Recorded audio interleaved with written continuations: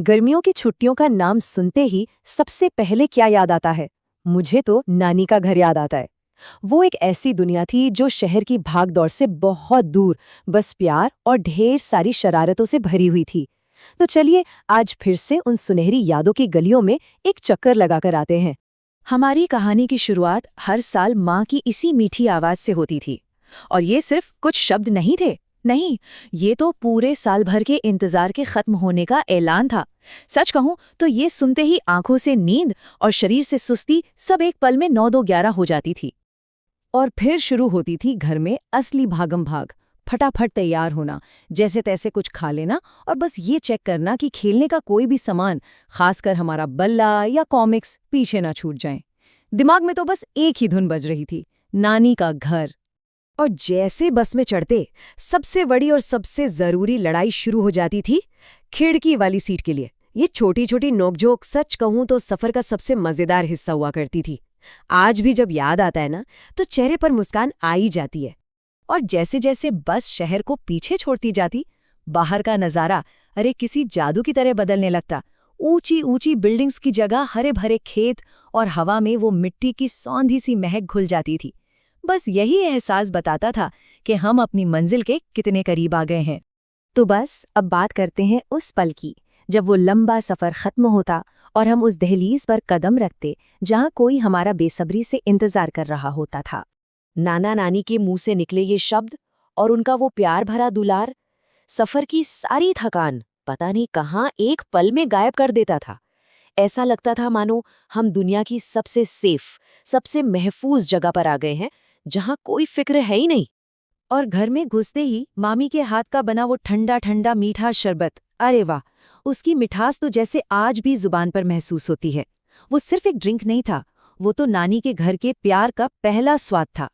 अच्छा, भर पेट खाना खाने के बाद जब घर के सारे बड़े लोग आराम कर रहे होते थे, तब तब हम बच्चों की असली दुनिया शुरू होती थी। एक ऐसी दुनिया जो सिर्फ शरारतों और रोमांच से भरी थी। बड़ों की ये चेतावनी हमारे लिए एक चुनौती की तरह होती थी। पता है, जितनी सख्ती से मना किया जाता, बाहर धूप में भागने का मन उतना ही ज्यादा करता था। और फिर एक खुफिया प्लान बनता था। हमारा मिशन था पड़ोस वाले चाचा के पेड़ से अमरूद तोड़ना। पूरी प्लानिंग होती थी कि कौन पत्थर मारेगा, कौन गिरे हुए अमरूदों को इकट्ठा करेगा और किसी के आने से पहले भागना कैसे है। वो एक सच्चा टीम वर्क होता था। और फिर कहीं छिपकर उन कच्चे पक्के अमरूदों को खाने का जो मजा था ना, वो ही कुछ और था। उस खट्टे मीठे स्वाद में सिर्फ फल की मिठास नहीं, बल्कि पकड़े जाने का डर और कामयाब होने की खुशी भी मिली होती थी।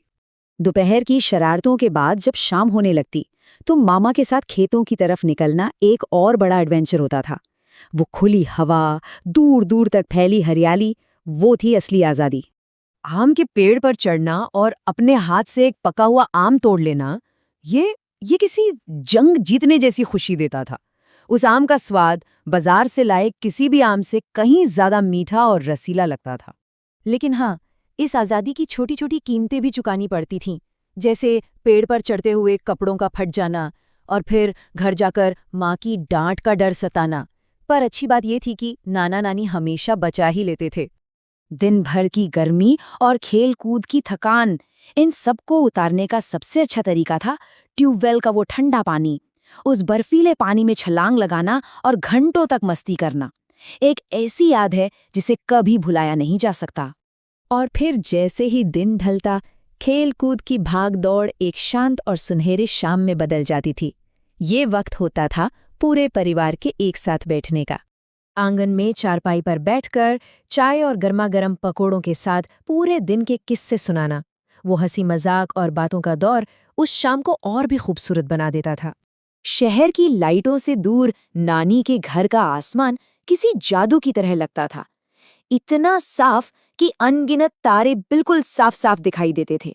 उन्हें बस घंटों तक देखते रहने का मन करता था। उन तारों को देखते हुए दिल से बस एक ही आवाज निकलती थी कि काश ये छुट्टियां कभी खत्म ही ना हो। काश हम हमेशा के लिए यहीं रह जाएं, इसी सुकून और प्यार के बीच।